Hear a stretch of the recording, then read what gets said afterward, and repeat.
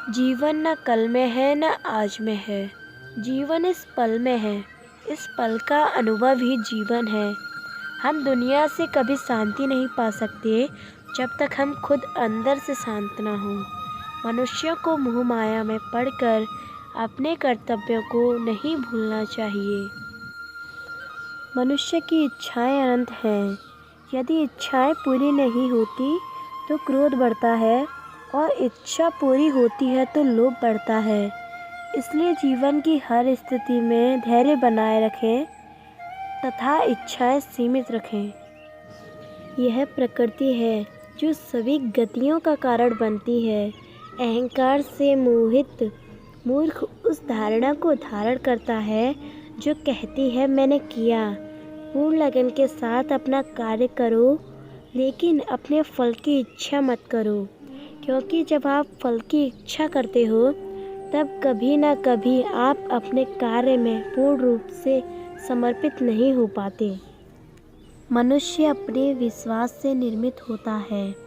जैसा वो विश्वास करता है वैसा वो बन जाता है।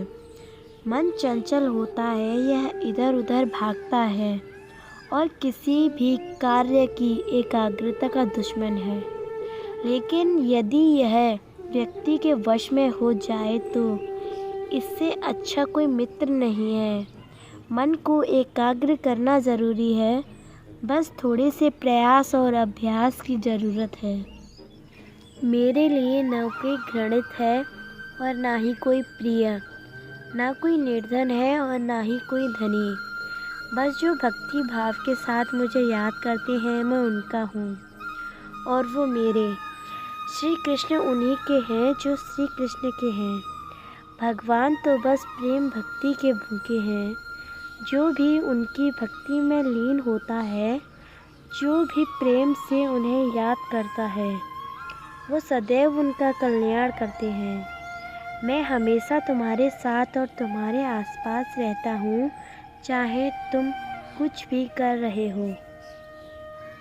जब भी आप कोई बुरा कार्य करते हो या अच्छा कार्य करते हो, आपको लगता है कि कोई देख नहीं रहा, तो यहाँ श्री कृष्ण कहते हैं कि तुम जो कुछ भी कर रहे हो, मेरी दृष्टि सदैव तुम पर है। इसलिए आप यह मत समझो कि आप अकेले हैं, आपके साथ श्री कृष्ण सदैव हैं। जीवन में आधे दुख इस वजह से आते हैं क्योंकि हमने उनसे आशाएं रखी जिनसे हमें नहीं रखनी चाहिए थी। भावार्थ, हम सभी मनुष्य किसी न किसी अन्य मनुष्य से बंधे होते हैं, या कहो किसी दूसरे इंसान पर निर्भर रहते हैं, और इसी निर्भरता से हमारे मन में उम्मीद और आशाएं बनी रहती हैं कि हमारी कोई मदद कर दे।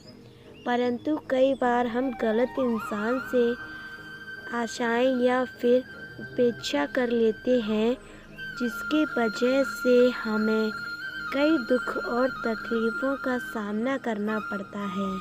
हमें ऐसे समय में धैर्य से काम लेना चाहिए। जो कुछ हुआ अच्छे के लिए हुआ, जो हो रहा है अच्छे के लिए हो रहा है, जो होगा वह भी अच्छे के लिए होगा। तो सकारात्मक रहो और अपना कर्म करो। जिस प्रकार श्री कृष्ण जी ने अपने ज्ञान से राह भटके अर्जुन को सफलता प्राप्त करवाई थी, उसी प्रकार भगवान श्री कृष्ण आप सभी को अपने जीवन में आगे बढ़ने की राह दिखाएं। यह हमारी कामना है। श्री कृष्ण जी के ज्ञान से आपकी ज़िंदगी को रोशनी मिले।